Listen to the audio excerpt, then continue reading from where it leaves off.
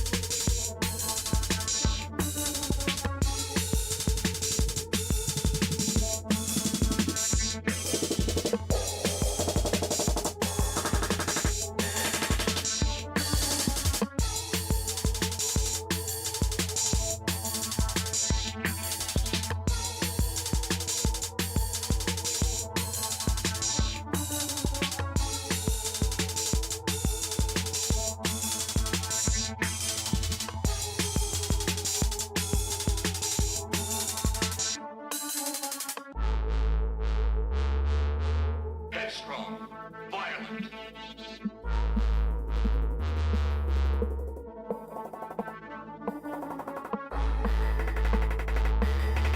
Headstrong, violent.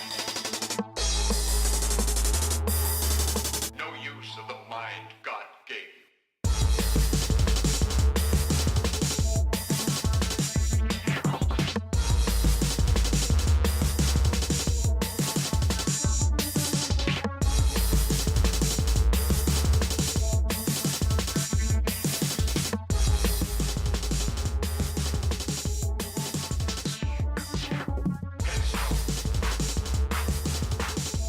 All right, we're back. Turn that racket down. That's going to upset our baby boomer demo. A cafe in Dubai is selling a $1,000 cup of coffee. What could have possibly made them think this is a good business idea? Oh, yeah, Starbucks. That's right, Starbucks. Dubai. Yeah, hey, look who just walked in. The very brilliant Evan Mintz is here. Evan, a lot of people, turn that mic, put that mic at your mouth there. You got me? A lot of people are surprised that you and I are friends with each other. Yeah. Well, I like you a lot. I think you're a cool guy. I don't care if you're kind of on the left and I'm kind of on the right. I find what you're doing at the Houston Chronicle to be important. You've given a voice to local conservatives. I have noticed, and I'm not going to ask you to denigrate your employer or whatever, but you used to work at the Chronicle, and there were some great conservative authors writing for the news outlet, and then you left to do other things. And then I feel like the quality diminished rapidly. And then you came back, and now I feel like the op-ed section at the Chronicle is interesting again. Well, you know, I'll take credit for it. But I think that something that people got to point out is that if you don't think that you have a voice in the Chronicle, folks aren't going to proactively reach out. So I've been trying really hard to get out there and get folks like you, get Charles Blaine, and just make sure people know that if you have something you want to say about what's going on in Houston, what's going on in Texas, we want to run it. And you had that great piece about why you think the mayor is doing a good job. We ran it on the front page of the opinion section this Sunday. And it was just contrary to a lot of the perspectives we're getting from progressives. We want to have those different views. People talk about how Houston is this big, diverse place. And that's true for our politics, too. And I want to make sure that the Houston Chronicle is reflecting all of that. Let's talk a little bit about something the mayor just did here. Mm-hmm. I know this is not your news outlet, but I just happen to have this article handy. It wasn't the reason why I pulled it up. Right. But Houston City Council pushing through $16 million homeless hub. This is kind of a great example of the left wanted one thing, the right wanted something else, and so we got together, we negotiated, and both sides are disappointed. Yeah, that's how it goes. But the right wanted something to do something about homeless people. The left wanted less focus on the immigrants.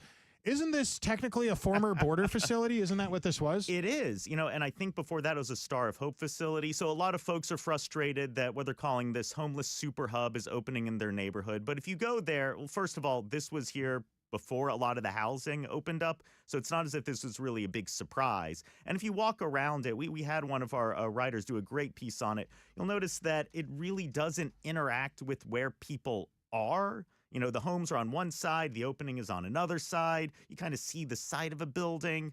And also, people are concerned they don't want a bunch of folks who are homeless hanging around their homes. But this sort of place is supposed to be not a spot where people kind of sit and wait. It is a spot where you take folks in and then you send them on their way to the place they need to go to, whether it's treatment, whether it's housing, whatever it is. And we thought the mayor did a pretty good job setting all this up. There are questions about whether they'll get enough funding to do it because you lose a lot of the ARPA dollars we were getting during COVID. There are changes in how the federal government's funding it. You got to get money from the philanthropic sector. It's a lot of charitable work. But like the mayor said he was going to tackle this, and he did. And we don't always agree with the mayor on everything, but he did a good job here. Yeah, to his point, if we live in a city where there's no public camping, right, and you're a homeless person, and the police pick you up, they have to take you somewhere. Yeah. If they take everybody to jail, then what happens? Eventually they get released from jail, they're back on the street. Exactly. It doesn't help anyone, and it's really expensive, too. Jail is a lot more expensive than providing, like, a homeless shelter. Yeah, and I will say that I begrudgingly admit that that's true. The budget right now, the cost of this thing is $16 million. The annual budget last year in Houston, I think, was $7 billion, right? We have a deficit of something like $500 million. So even though $16 million sounds like a lot, it's still cheaper than it would be to put these people in jail. Got to put them somewhere. Right. I was on the phone the other day with Ray Hunt, the Houston Police Union president. Good guy. Executive director. I think he's a good guy, too. And I was talking about this with him, specifically homeless people. What do we do with homeless people? And I'd asked him, how many of the homeless people do you talk to that are just on the street? They don't have anywhere else to go. And how many of them are there because they want to be there because they want to do drugs? And he said, surprisingly, it's a larger number. Obviously, the drug people are there, and they don't want to be helped out. And what do you do about that? And he says, but weirdly enough, we do find people that came to Houston pretty regularly for work, lost their job, didn't have any way to get back to Nashville or Cleveland or whatever. Right. He had told me that hours earlier they met a guy. He didn't have a way to get out of town. They bought him a bus ticket and they sent him away. I will tell you, I don't hate a police department that does that. I think that's a great idea. No, and I find that when I talk to police officers, especially police leadership, they're really clear-eyed about what their job is. And often they'll say, like, we're not trained to do the mental health response. We're not trained to do the social work, but we're the folks who are there on the ground and we have the guns. So often we are the front lines of this. But they get real nuanced views about the right way to respond to all this. They don't want to just lock everyone up. They want to get drug treatment to the people who need it. They want to get social services to the people who need it. And yeah, there's going to be a small cohort of folks where after you provide all those carrots of trying to help folks, you need the stick at the end. And I've been in rooms with a lot of people who work in homeless services, people who are working in law enforcement, and they'll get in arguments about this. And what the police say is like, we're there to help you, but if you don't have that stick at the end of it, you've got too many folks who are just going to be comfortable on the street. All right, let's talk about local politics for a minute. Obviously, conservatives and liberals don't agree on much, but lately, one thing they seem to agree on is they don't like Lena Hidalgo. Not your part. You have a great way of explaining as a separation between church and state, the editorial opinion section and the regular section of the Chronicle. You guys ran a story recently about Lena Hidalgo's chat GPT searches. A lot of people don't realize you could do this. There's FOIA requests, Freedom of Information Act. You can ask to look at an elected official's searches either in Google or in chat GPT or Croc or whatever. She was on her way to Paris and they started asking chat GPT the silliest questions. Things you would have assumed they would have already had the answers to before they booked the trip. Like, what can Paris learn from Houston? And does Paris have natural disasters? And think big, chat GPT. And it was so funny that when I wrote this on social media, a lot of people did not believe that it was the Houston Chronicle that had ran this story. They were like, don't you mean it was Urban Reform or the Texan.news? Or you guys ran that story. To your credit, the Chronicle ran the story, not some right-wing news outlet. You know, the Chronicle wants to hold local officials accountable. And Lena Hidalgo is a local official. And I've talked to the newsroom. They're trying to get this stuff from as many elected officials, as many politicians as they can. So, maybe we'll get to see the mayor soon. Who knows? But it was really interesting to see how Hidalgo and her staff were using ChatGPT. Because I'm going to say, don't use AI. It's good for research. Maybe it's good for ideas. I use it a lot to help out with like SEO and headlines. But just they were asking very odd questions and very kind of big picture stuff where, like you said, you thought they would have had this figured out already. Yeah. All right, let's talk about elections right now. We have tomorrow's election day. Tomorrow's election day. So a lot of our listeners hopefully have early voted, but if you haven't yet, I like Caroline Ward. I think she's great. We have been talking about a lot of these props online lately, and Don Hooper of the Houston Conservative Forum, a controversial man, but a guy who's always happy to have conversations about stuff like this, posted a voter guide online for people. And it talks about what what his conservative allies are voting for, what the Chronicle endorsed, and what two libertarian organizations endorsed, the Texas Policy Research Institute and the Republican Liberty Caucus, of which I happen to be a pretty big supporter. You and the conservatives, the Houston Chronicle and the conservatives, agreed on almost nothing except for one thing. Prop 16, clarifying citizenship voting, and he put on that you were for it, but reluctantly. Yes. Why reluctantly? Why were you for it, and why reluctantly? Well, we're worried that reluctantly, this isn't necessary. Already, you have to be a citizen to vote in Texas. Non-citizens can't vote. This is largely symbolic. But I think sometimes people get very worked up about issues of immigration, and they care about it deeply, passionately. And if you're just willing to give someone something and says, okay, if you're super duper quadruple worried about non-citizens voting and you want it in the Constitution of Texas again, then we can give this to you. It lets some steam out of the room. And it lets you focus more on sort of the other issues that I think are more pressing. And also, the hope is that in the next legislative session, we won't have another push for something else to restrict people's voting rights in an attempt to make sure that the law is enforced properly. You can say, we already did this. Let's move on to the next thing. I'm sure you and I would probably not agree on every hiccup recently that happened in local elections. But you and I would probably both agree that every time the right wins an election, the left calls shenanigans, and every time the left wins an election, the right calls shenanigans. I don't remember it being like that when I was a kid. I don't remember it being like that when I was in my 20s. I feel like that's a thing that really came along just in the last decade or so. I don't know. I think there's always been those arguments back and forth, but I feel like that it's definitely gotten worse recently. I mean, we can point to January 6th. We can point to people just pulling out their hair after Trump's election in 2016. Russiagate. Or stuff like that. Sure, right, yeah. And so I think the hope that you want to get to, I remember hearing a metaphor that sometimes elections, when you know you have a two-party system, it's kind of like zipper merging when you're getting from like 610 to 59. I go, then you go, then I go and you go. And if someone's trying to like zoom up there and jam their way in, like, of course you're going to get pissed off. And then if someone does that, it's like, well, I want to do that next. Like, no, you've kind of understand that you're not going to win them all, and it's going to be okay. You're going to come back in the midterm. You're going to come back in the general election. What I worry about is seeing stuff like gerrymandering, where basically the politicians get to pick their voters. And you had this process for a while where every party would gerrymander. You know, they would do their own thing. But before we had computers, you kind of had to guess at it. And as we got really, really good at it, kind of home by home, you could technically work your way into these like perfectly winnable positions in ways you couldn't before. So you started to get states where you had direct referenda, citizens coming forward and saying, no, we're going to put in place these nonpartisan redistricting committees to get the politicians out of it. Some were better than others. Okay. But we got to this point now where everyone said that where people couldn't work together on that. You saw some blue states doing this. Red states weren't really doing it. And then so when Texas went in with this mid-decade redistricting, and now you're going to have California undo their fairer redistricting to get a more partisan one, and everyone's basically punching each other in the face. The people who get screwed over are the Republicans in California and the Democrats in Texas. And at a certain point, you just want everyone to say, all right, can we just come up with a truce? Can we just like strike a deal? It drives me nuts. Okay, well, on the note of gerrymandering, yeah, I always love using Chicago and Houston as a comparison because I'm from Chicago and I live in Houston now. One of these states obviously controlled by Democrats, the other state obviously controlled by Republicans. And I feel like I don't know who's better at it. Let me see if I could pull up the old map here of Illinois or the current one. There's this congressional district in Illinois, in Chicago, that is so comical here. It's District 4. We're looking at it on a screen here.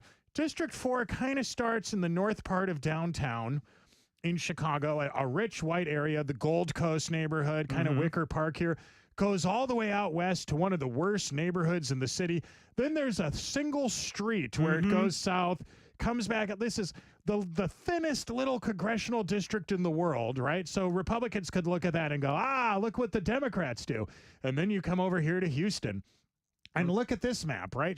Sheila Jackson Lee and Sylvester Turner's District 18 has this sort of hook. We're in the middle. So it's a black and white liberal district. And in the middle of it, there's a Hispanic one. You go north, you're in District 18. You go south, you're in District 18.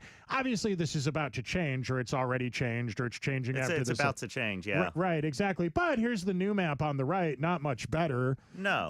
Gerrymandering, what do we do about that? Is that something the federal government needs to solve? The federal government's got to do it. There's this period of time where people tried to sue over it, and there's like a 10-year period when the Supreme Court said, oh, no, this violates certain civil liberties, certain civil rights.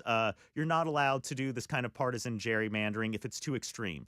But then you had change of membership on the court, and basically Scalia comes down and says, this is dumb, but it's non-justiciable. Like, we can't just make up what a fair district looks like. Congress needs to pass a law on it. And so we're kind of waiting for Congress to pass a law. And we're in this weird moment where, since 1965, you've had the Voting Rights Act, which laid out how you can draw these districts. And a lot of it was focused on trying to get at real racism that existed in the past.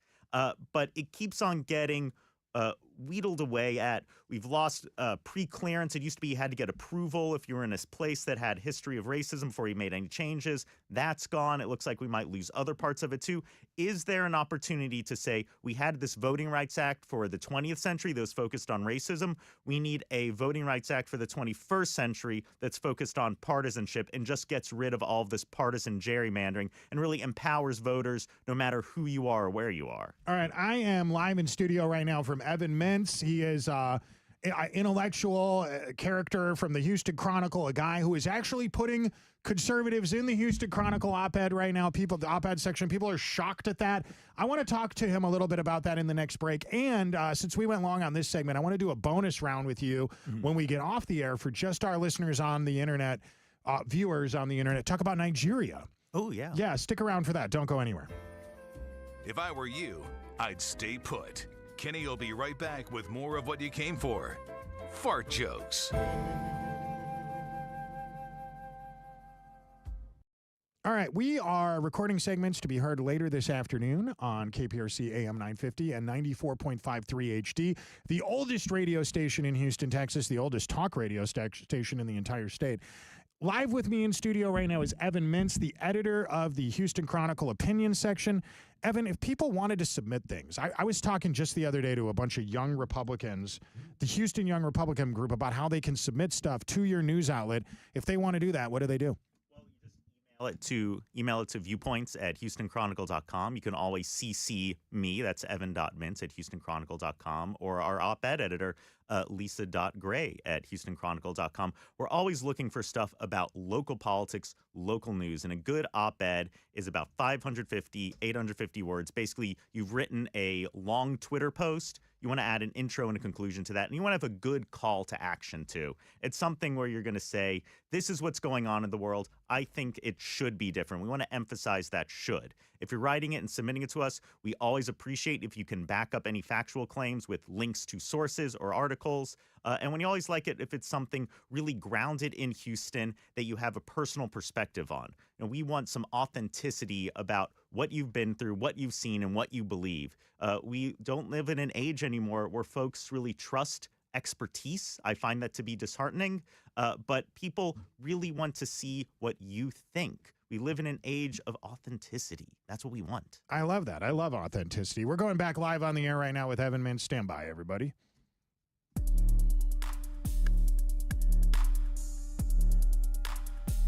Can you hear it?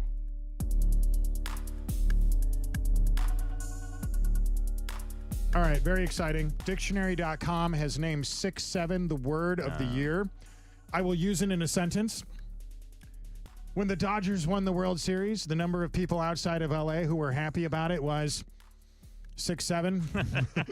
I didn't say it was going to be genius, did I, Evan Mintz? It was a good joke. I liked it. It's better than all the other 6'7" lines I hear from my kids. You're a dad. Yeah. Tell me about that. Well, about being a dad or about 6, 7. My kids are 7 and 4. And then one day my daughter's like making some line and she's saying 6, 7, 11. You know, my dad's name is Evan. And I'm like, what are you talking about? And I know I've read like news coverage of 6, 7, but I feign ignorance. I'm like, that's interesting. Where did you hear this? Where is this from? What is this coming from? Do you get the origin at this point? I refuse to learn about it. It's so simple. First, you have to understand what meme culture is, which I'm Yeah. sure you do. You're In very general. much on the internet. Sometimes people want bad news Brian or whatever, things Yeah. that have been around for a while. People like that, right? It's stupid. It's pointless. There was a rapper in Chicago named MC Skrilla, and he lived on, as you know, the numbers on the south side of the city, kind of like the heights are, the streets are numbered. So on the south side, 67th Street, the further south you go, the worse it is. You get to the 100s, it's called the Wild 100s. So he's from 67th Street. 6, 7. Okay, right? so it's 6. That's where it comes from. So he's in a rap song called 6, 7, and this white kid, sometime later, who's a fan of the song, is at a high school basketball game. His team either misses a point or scores a point. I don't know. Camera scans over to him, and he goes 6, 7 with his hands like this, like they're basketballs. And some people thought because he was a goofy-looking white kid, Yeah, they would I sympathize. They would make fun of him. Yeah, I can relate too. Weirdly enough, the kid who was getting made fun of has embraced this. He's launched an Instagram account that now has hundreds of thousands of followers. He's become a celebrity because some people love or hate him. And as semi-public figures, you kind of, me and you, obviously, you kind of have to respect the game, right? Right. Your social media account, speaking as a public figure, you don't even put your name on it. It just says Evan. Why? Evan 17. I don't know. That's what I was. That was my like AIM account when I was 12. Oh my God! And Can we talk about that? And I haven't changed it since. And like I started this Twitter account like when Twitter first launched. And you know, if you change it, like I don't know, I just never went through to do it. So this is just who I am. That's a picture. My icon is a picture my old roommate did of me. And I was wondering if one of your kids drew that. No, that was my old roommate Dan, who now works at Houstonia magazine. Refresh my memory. What year were you born? I was born 1986. Okay, so you're just a little younger than me. Yeah. Millennial. Yeah, elder millennial. Same, right? Yeah. 82 for me. AOL Instant Messenger was a big part of my youth. Right. And I can remember keeping it around even years after people stopped using it. Oh yeah. Well, it was the best. It was super easy. All right. So you do not have the blue check mark. Did you know you could be getting paid for people flaming your posts? I don't need that incentive to post bad stuff. I used to have a check mark before it got sold, and they took everyone's check marks away. And I remember, there are these people who did not like what I wrote and what I did when I was at Rice University for the student newspaper. And the moment I got it, a bunch of people just got really mad. I can't believe they gave one to Evan. And, kind of smiled at that. And then I lost it. And, tears in the rain, dust in the wind, sunrise, sunset. I love that. You and I do have something else in common. Besides the fact that you're on the left and I'm the right, which is a difference, obviously. We are both people who openly criticize and yet often advocate for Houston. Yes. People think my criticism of Houston means I don't like living here. I love living in Houston. I think Houston's the coolest city in the world. We've got great food, music. I don't even mind the weather. Incredibly affordable. Yeah, I see you advocating for Houston all the time on the internet. Would you agree that our lenient zoning policies, very libertarian-esque, are part of the reason why it's so affordable to live here? Oh, absolutely. We make it easy to build housing, easy to build anything. I just wish we don't have zoning per se, but we have a whole bunch of other really weird regulations about how much parking you have to provide and setback requirements. And all these were kind of made accidentally in the 1980s because one person had a problem in one neighborhood. And so then the city wrote a law that applies to everyone. And I've written, with Charles Blaine about this, that the city just needs to cut that red tape, get rid of it. I trust the developers to build the amount of parking they feel like they need. I trust developers to put their frontscape where it needs to go in relation to the streets. The city doesn't need to micromanage every single little lot. All right, let's compare here. What is your most conservative opinion, Evan? Is it that? Oh, my most I don't know, because it depends. Are you talking conservative, social conservative, economic conservative? Yeah. Where we go? I think fundamentally, I'm just pretty pro dad on a lot of stuff. I think people should eventually just get don't be weird, get married, have kids. That I am very established around that. And I see lots of men who are really focusing on things where they're in my mind, being very vain. They're just like, I gotta work out, and I gotta look good, and I gotta have like the best watch. And I'm like, get over yourself, man. Like, so quit. Like, if I saw a guy who all he did was like work out and talk about how he didn't like women, I'd be like, so like you're gay? Like, that's cool, I guess. Like, no, just like you gotta find a woman, be nice to her. Like, get married, have kids. We need you to do this. Evan, I feel a little targeted here. I'm sorry. No, I know. I love women personally, but Yeah. I am divorced and I don't have anything to do with my free time, so I work out a lot. I will tell you, when I was not married, I was not in good shape. Yeah. And getting divorced will make you lose weight real quick. But I agree with everything you just said. I endorse everything you just said. Families are fantastic. No, I will say, like, Charlie Kirk, R.I.P., I did not agree with him on a whole lot. But he gave this interview at the end of his life where he said that, one of the challenges he sees is just teaching, like, young men on the right, like, you should just kind of, like, settle down and get married, and that's a good thing for you to do. And that's something where I'm in absolute agreement. I agree with that as well. Evan, you know what? We went long on this. Can you hang and do some bonus with us off the air? We're going to do some bonus content right now for the after show. Stick around. To those of you watching us live streaming, you don't have to go anywhere. To those of you listening on the radio, subscribe to the podcast, Kenny Webster's Pursuit of Happiness, the Walton and Johnson Show in the morning. We have a smartphone app you can get that allows you to listen to both shows and do some great shopping at ilovewj.com.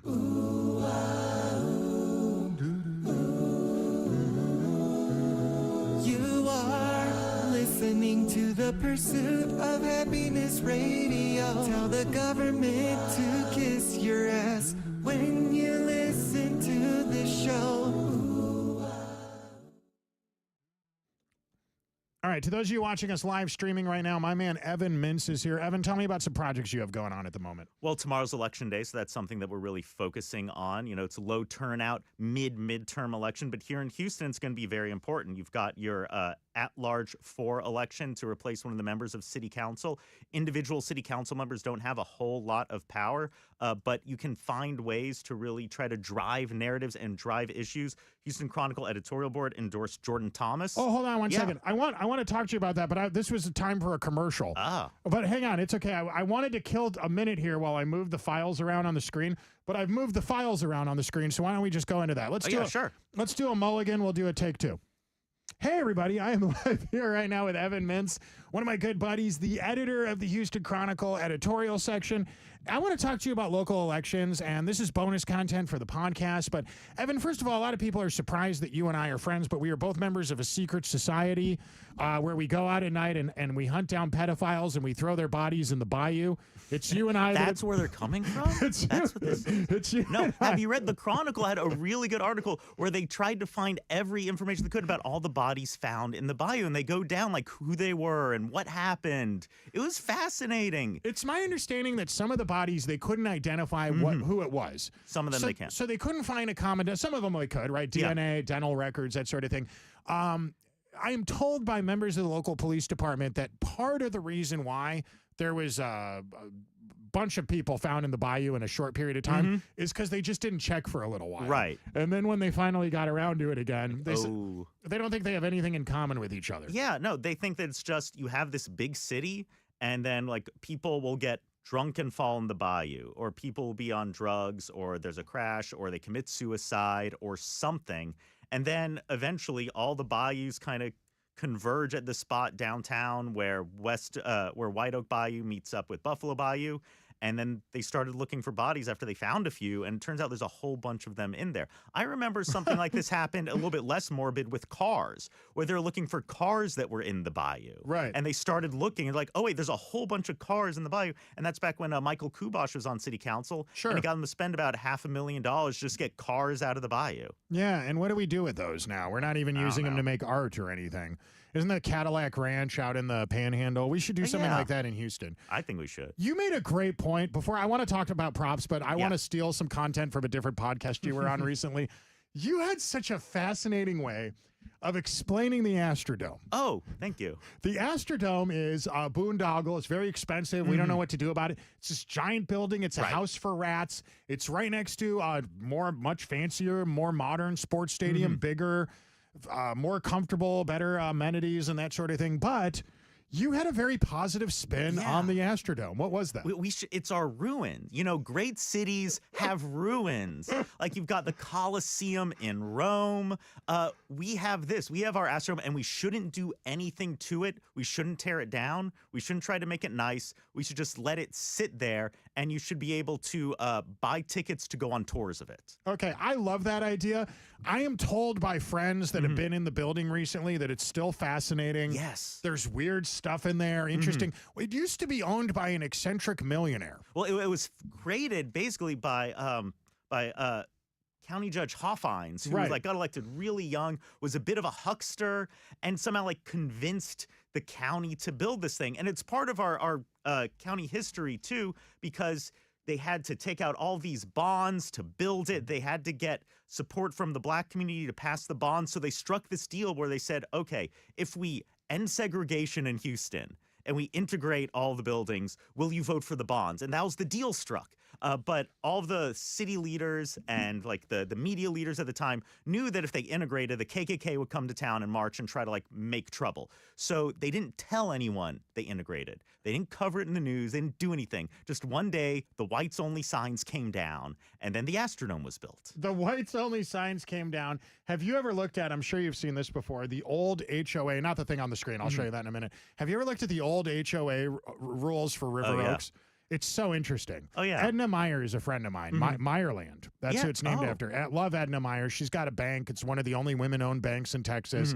And back in the day, River Oaks did not allow blacks or Jews. So Edna's family went out and they built Meyerland. Yeah. That's how it got there. What an interesting story that is. I know. Well, Houston is this dynamic city, and that's one of the things I love about it. We're talking about what we like about Houston. People talk about, say, Third Ward, it's this historic black community, and, it is, but before that, it was a Jewish community. That's where my great-grandfather lived. And then it's past its peak population now. When we had the oil bust in the 1980s and we really ended, not just formal but informal segregation, you had a whole lot of folks who were living in Third Ward saying, well, I'm going to move out to the suburbs now. Suburbs are great. And that's just how Houston works. Every neighborhood's changing. Yeah, I think that's very interesting. It's a good way of explaining it. I want to talk about this for a minute. Do you know who you mentioned Judge Hoffines? Yeah. Do you know who lives across the hall from me? I do not know. She was there for years, and I never knew she lived there. Judge Hoffines' daughter is an award-winning songwriter. I think she may have even been Grammy nominated. I had no idea. She lives in the unit across the hall from me in my condo building, not far from here. Sweetest lady on earth. She was there for years before I even learned who she was, and she's an advocate for keeping the Astrodome. She wants to save it and protect it. Have you've met the family? Do you know any of them? No, I'm trying to remember if I have. I may have a long time ago, but I know that some folks at the rodeo are coming up with this plan to try to do a big thing to the Astrodome to make it usable. But all of these projects are just very expensive. I don't know where you'd get the money from. You'd have to have a big bond vote or raise a ton of funds. And I think just let it be. You could turn it into like an asset if you just charge folks to buy tickets. Maybe set up like a little like building next to it where like you have to watch a 20-minute documentary about the Astrodome, and then you do your tour, and then there's Q&A, and then there's a gift shop. I love it. No, I think it's the best idea. Frank, it's brilliant. Why not? Why do anything with it? It's been there for years. We haven't done anything with it. It's not hurting anyone. It looks cool. Yeah, why not just let people do a tour? It's our Roman Colosseum. Exactly. I think it's such a good idea, Evan. All right, let's talk about this. You're a friend, and I may not agree with you on all of your endorsements, but I want you to explain them to us. So give us the Cliff Notes real quick here so we don't lose conservatives that are watching this. Well, something that we did this year is recognizing that in some of the races, you've got your race to replace Sheila Jackson Lee's seat. That's the Texas 18th congressional seat. You've got a race for at-large 4 on city council. And in the 18th, we endorsed the county attorney, Christian Menefee. I think he's a smart guy. He's got a real vision about how he can actually move policy in D.C., even while Democrats are in a minority. And then at city council, we said, well, we like Jordan Thomas. He's bringing a lot of new ideas, willing to get in the fight with the mayor on this stuff, because we've seen folks try to play nice with the mayor. It doesn't go well. So he's going to come up with a different tactic. But not everyone's going to agree. And so we thought, okay, well, if you're a Republican and you're voting in either one of these, who should you go for? Okay. No, you're going to disagree. So in the congressional race, we said Carmen Maria Montiel. Have you talked to her? Have you met her? I have a lot of friends. We have a lot of mutual friends. I have a lot of mutual friends with their opponent, too. I find both of the Republican candidates to be great, and I appreciate that you guys even took the time to endorse someone, Yeah. but I think they're a long shot, sadly. It is, but when you have a bunch of Democrats running and they split the vote a whole bunch of different ways, You never know. you never know. You can get into that runoff. And that's what we're seeing in the city council race, too. I've seen some Republicans line up behind former city council member Dwight Boykins. He was on city council twice. He ran for mayor. He lost, and now he's back. You know, some conservatives like him simply because he was he opposed Sylvester back in the day. I know, but I just kind of feel like, what is it that he's done that's really conservative I don't in a know. way? I don't know what it is. And he does this thing that kind of always gets under my skin. He says, well, I'm not a politician. Like, buddy, you're running for office. Yeah. You ran twice and lost twice. You won twice. You ran for mayor, and now you're back, and your day job is a lobbyist. You're a politician. Yeah, you're a politician. Like, don't pretend like you're something you're not. No, in that one, we liked Martina Lemon-Dixon. Yeah, I like her, too. Yeah, she's on the county assessor's board. She's been appointed by Greg Abbott to several things. She's run as a Republican. She was on Humble ISD, and she's, going to be sort of a straight down the middle Republican conservative. We try to sort of poke at her when we do our endorsement meetings. We meet with everyone to talk to everyone to see, what's going on there. And basically she said, I think the mayor's doing a good job. I want to support him in public safety and cutting spending and doing all those kind of normal Republican-y things. And I said, well, that sounds good. I voted for her. I think she's great. Yeah. But to your point, I think Dwight's a nice guy. I've had them both on this show He's before. super charming. But Martino is my vote. Yeah. All right, what else you got? Well, then we've got, here's a really weird one. So there's a big fight right now in Cy-Fair ISD. You've got this board that is sort of 6'1", MAGA conservative Republican, and they've caused a lot of headlines because they're getting in fights about things that aren't really related to election or related to education right now. And some parents are pissed off about it. And so Democrats are running a slate and Republicans are running their slate. But there's this one race where there's the Republican incumbent. His name is Scott Henry. And he's being challenged by this woman, Natalie Blasingame, who has gotten in trouble because she has recorded other Republicans around and said that, if you don't support me, don't vote for me, I'm going to release this recording of you. It's very weird. It's very chaotic. Wow. And so we endorsed the Democrat in that race, Cleveland Lane Jr. She's a professor, very smart, knows a lot about kind of educational management. But it's one of those things where if you're not going to vote for a Democrat, we'd say don't vote for Natalie because clearly she's bringing chaos. We don't want that. You want school boards to be kind of boring. You vote for the Scott Henry guy. He's on the board, steady hand, still a Republican. You don't like Caroline Ward? I think that. Hold on, let me look at. Is that a different race? I'm sorry. I think it's a different race. Yeah, maybe you're right. Yeah, I like Caroline. I think she's cool. But yeah, to your point, I think she may be in a different race. I didn't mean to confuse everyone. No. Yeah, go on. And so that's where we are on. There's HCC elections. We said stick with the incumbents because HCC again is one of those things where you've got all these scandals in their past of people taking bribes. We say just if they've been able to just not mess up. That's kind of like a good standard for where you want to be. We've also got all these propositions, and I know you talked about them previously. And one of the places where I think we've gotten a lot of attention is on Prop 3, that bail reform one, where folks were surprised to see the Houston Chronicle supporting it.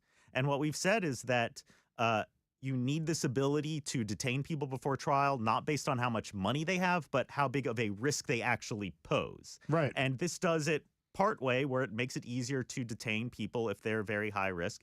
But I think there's a next step afterwards where the legislature has to say, okay, we need to make it easy to release people who do not pose a real risk. And there is a bill that didn't get passed out, but the Republicans in the House had done it. That said, if you're getting arrested for your first offense and it's a nonviolent misdemeanor, you automatically get to go home. You don't have to worry about bail. Our presumption is that you're not really a threat to anyone. And that seems like a good kind of counterbalance there. This is something that we're talking about Prop 3 here. This is something conservatives are very fired up about. And the Chronicle and conservatives were both for on this one. Right. Interestingly enough, local libertarian groups were against it. I voted for on that one. Yeah, and we voted for it. I voted for it. I vote the Chronicle slate.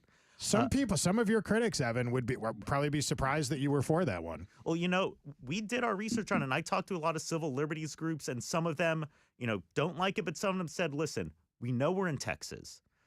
We know how bad things can get, and we think of this piece of legislation, this constitutional amendment, was actually written pretty well because something that it has is that it guarantees you get representation at an adversarial bail hearing if this applies to you. Right now in Texas, you're not guaranteed to get a lawyer at your bail hearing. So if you're going to have to go through one of these processes where you might be held in jail with no opportunity to bail out, you're going to get a lawyer. You're going to get a hearing. And really, that should be a model for all of this. So the hope is that if it works well here, we can do a next step, a next step, a next step. And this is kind of a proof of concept. This is so interesting because I want to throw something up on the screen here for people watching us.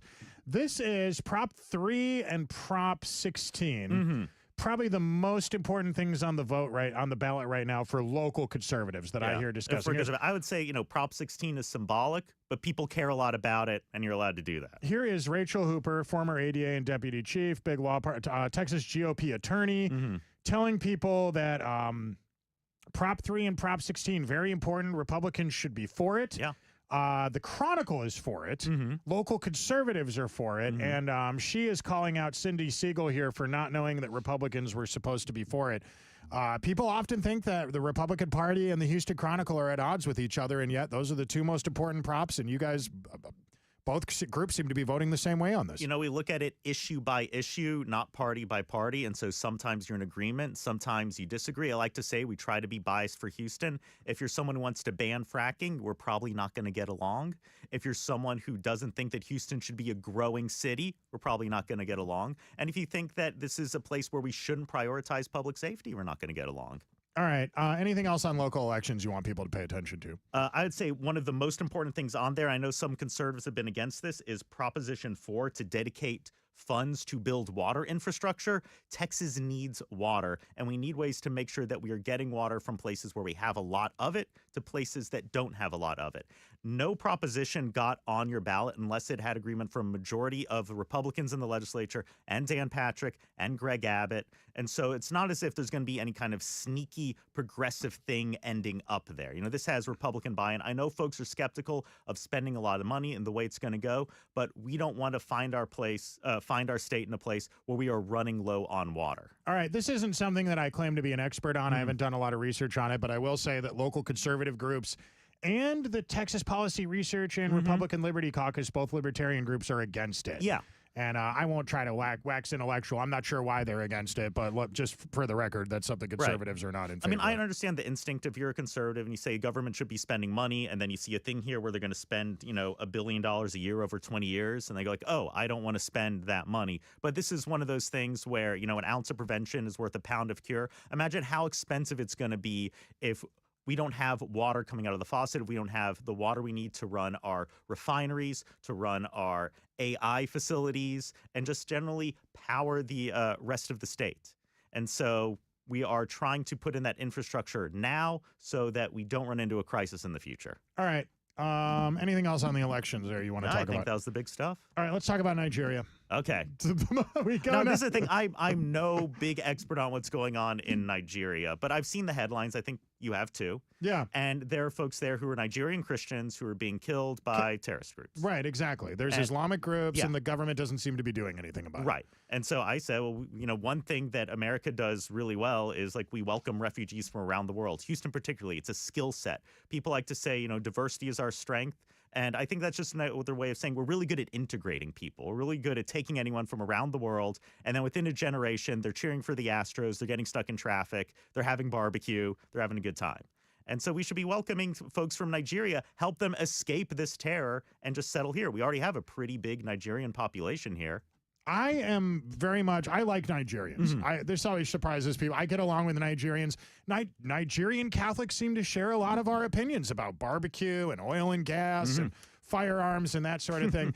I welcome refugees if they share our values. Yeah. I welcome, like the Afrikaans, for example, earlier this year. Some people were surprised by that. But these are generally Christians who like free speech and gun rights and things that Americans are supposed to value. Why did you not like the Afrikaans? I just think that they're kind of racist. Isn't that their whole thing, that they're pretty racist? But I don't think we shouldn't welcome them. Like we should. How do you know they're racist? You don't know these people. I don't know. You're right. I don't know them person by person. It seems weird that we would prioritize just Afrikaans and not anyone else around the world that's dealing with discrimination. That just seems like a bizarre priority. I feel like if I were to make my list of, okay, we can welcome people from around the world to come here as refugees. Like, I think they might be at like number 12 on my like top list. There's other folks out there dealing with worse. But that's my thing. I believe in, addition, not subtraction. We should let in the Africans and a whole lot more people too. Because I think one, we're good at it. You look at Europe, they have trouble integrating people from around the world. Here, like, we're welcoming, we're flexible. We turn people into Americans like really quickly. Would you agree that we don't have enough resources to help everyone? Would you agree with that? No, I think that you're looking at it the wrong way, because the resources that we spend on welfare aren't for working people. It's for education for the young, and that's kind of an investment in the future. And then it's like Medicare, Social Security for old people. Right. And so we kind of need to welcome more people to keep paying into that Social Security and Medicare. No disagreement there. No, I'm for raising the age of Social Security simply because the birth rate's gone down and the average lifespan's gone up. People are living longer. I really upset some people this weekend by agreeing with Rand Paul on that. But this is just math, right? Yeah. But 7-8 million people in the world. What are we at now? We can't help them all. No. But we can't afford to help some. And to your point, immigration is not bad for my dog's name is Milton Friedman. I am not anti-immigration. Exactly. But if we're going to have refugees, if we're going to have people come to the country, wouldn't you agree that America has culture? We have beliefs, we have basic principles, and if we're going to welcome people, they should probably be people that share those principles, not people who contradict those principles, like people that advocate for Sharia government.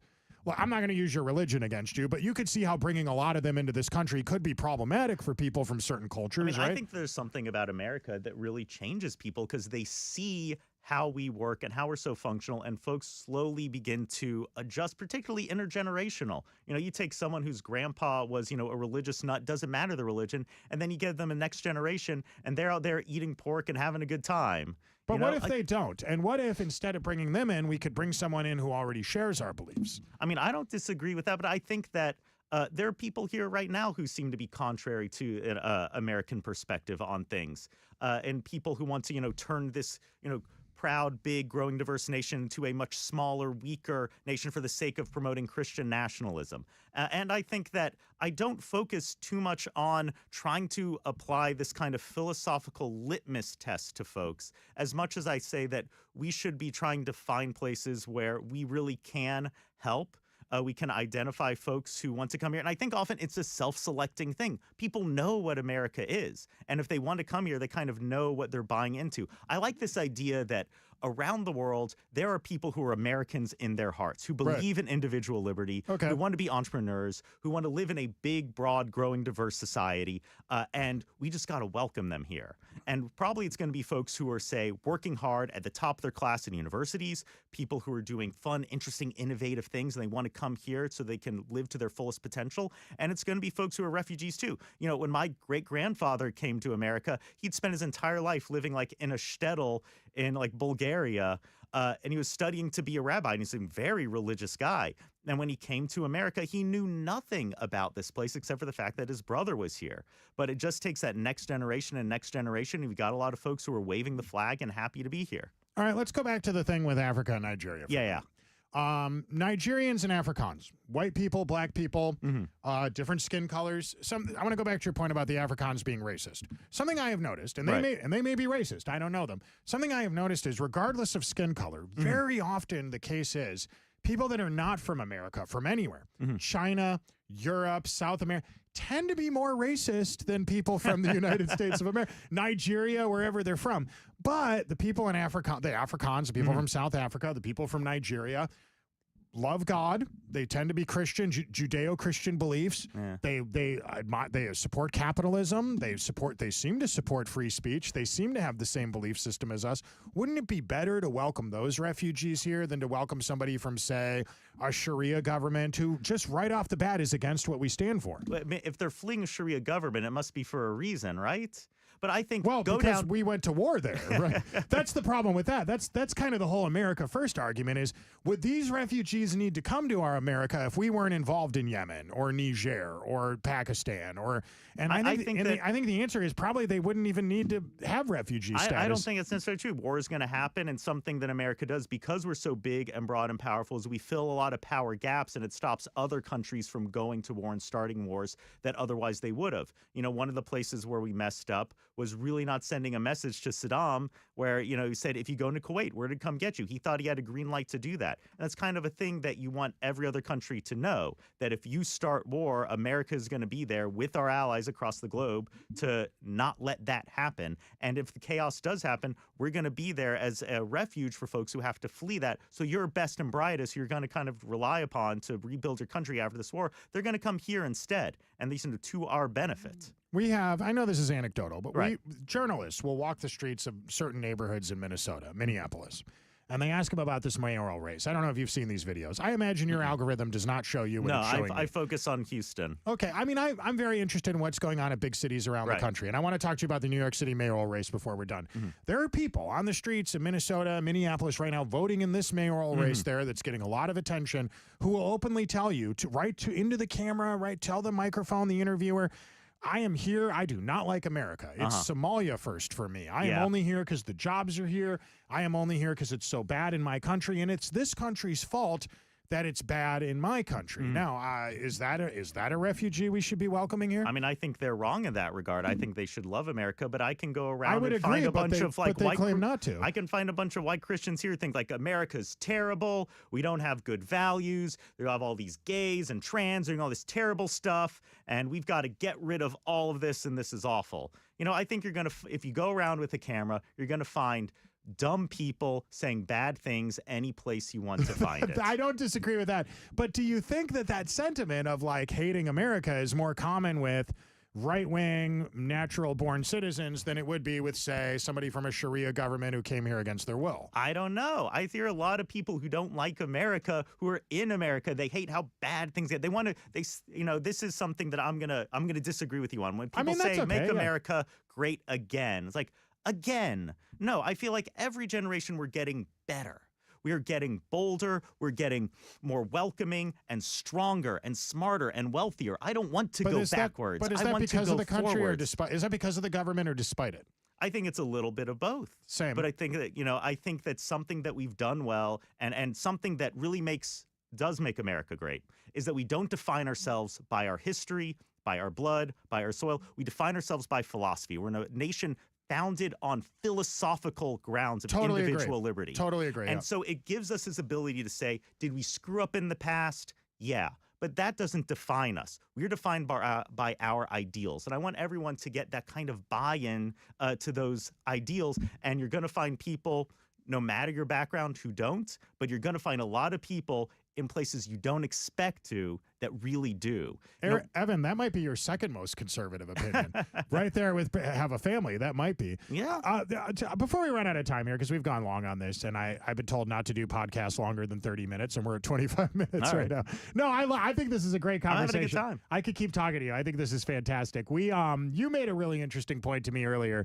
There are too many people in Houston who know more about the New York City mayoral race than they know about the prop votes. Or Yes, the local. very annoying. And does that drive you nuts? It all drives me nuts. And it makes sense that we've seen this nationalization of media, where all the media outlets are based in New York City.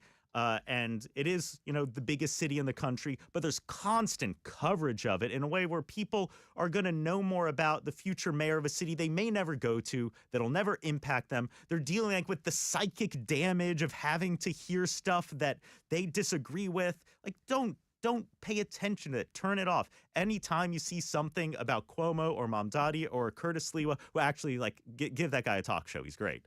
Sliwa. Yeah. I think he had one. He's been around forever. I think he was in talk radio. So you've got the communist Muslim, the sexual predator, and the weirdo with the beret. Who would you vote for? Oh, man, I'm glad I'm not there, I will say That's exactly what I said. So, something that I've had to learn about that I'll give Mamdani some credit for is on two things. Okay. One, he has actively moved away from his unpopular positions. Sure. When he's asked about the Middle East, when he's asked about cops, all this stuff. He said, I apologize for saying the cops are racist. NYPD's doing good work. Like, most politicians aren't willing to do that. That doesn't happen much. No. And it's to his credit. He said he's going to keep on the current police commissioner. That's probably a good sign because people think she's doing good work. And also, he's really leaned into the idea that if you want to make things affordable, and that's all his campaign is about, affordability, make New York more affordable, you need to let the private developers build. You need them to build the housing so that supply can meet demand. This isn't something you can only rely on like government housing to do. Now, we'll see if he actually does it. But I think that if he's just able to upzone big parts of the city and just get more housing in there, like, that'll be a win for everyone. All right, question for you about that. One of his most controversial opinions is free public transit for everyone. Yeah. And it's been pointed, I didn't know this because I'm not an expert on New York State or New York City government. Apparently, the public transit's handled by the state, not the city. So probably he wouldn't have any effect on that anyway. But let's say hypothetically he accomplishes that goal, free public transit for everyone. I think it's a bad idea. Like, that's one of those things where I'm not going to go to the mat on this, but I think it's bad policy. Would you ride that train? I mean, of course I would. I've been in New York. I went to law school in New York. A train of where course I'm gonna ride. train that's like a homeless shelter. You'd get on that train. That's most trains in New York. Okay, but no, I kid. But I think that you're not wrong. No, I took my sister lives there, and we went up for my nephew's bris, and I take my son. He's 4 now. He was 3 then, and we're riding on the subway. He's like, "Daddy, this smells weird." I'm like, "Yeah, it does." And then like later we're on again. He goes, "Daddy, it smells weird now, but in a different way." I'm like, "Yeah, God. it does." Oh God. And I had to explain to him, like, the first one is like someone peed. The second one was like a guy was smoking a joint, and I had to explain what that was to a 4-year-old. So that's never fun. Imagine how, what is it? The Union of Bodega Owners. Did you even Yeah. know that was a thing? Have endorsed Mom Donnie.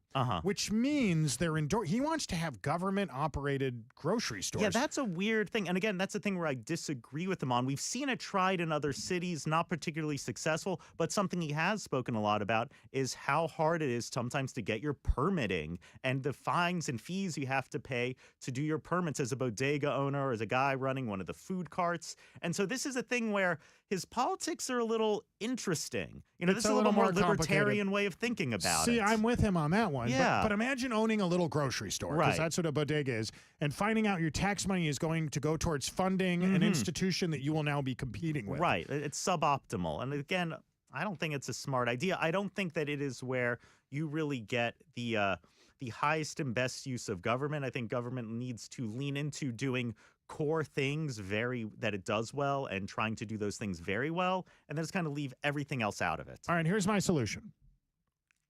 Okay. Taxpayer-funded bodegas operated by the Nigerian Catholics. Afrikaans do the security on the New York City subway system. What do you think? I'm willing to try anything. That's not a But I real. gotta say, that's not a sincere suggestion, obviously. I know but it's fun. But if you're gonna find any city where that does happen, it's gonna be New York City. Sure, we're the weirdest place in the world. Yeah, well, the country at least. Evan Mintz, I always enjoy talking to you. You are a fantastic podcast guest, co-host, whatever you are, guest, and young conservatives that watch this podcast, people in Houston, Texas, they can submit op-eds to you. We want your op-eds. And I would say something that I didn't mention earlier is that it's always interesting. One, yes, if you have like personal experience in something you want to talk about, but two, if you have an unexpected perspective on stuff. If you're crossing over that partisan line in a bizarre way, that's always what I want to hear too. Yeah, I love it, my man. Evan Mintz, follow him on social media. His name's just, what is it? Evan7257. Follow him on X and check out the Houston Chronicle op-ed section, even if you're a conservative. I think you'd be surprised to find out, hey, I write for him. Check it out, everybody. I love you all. Have a great afternoon. We'll be back bright and early tomorrow morning for more of what you bought a radio for. You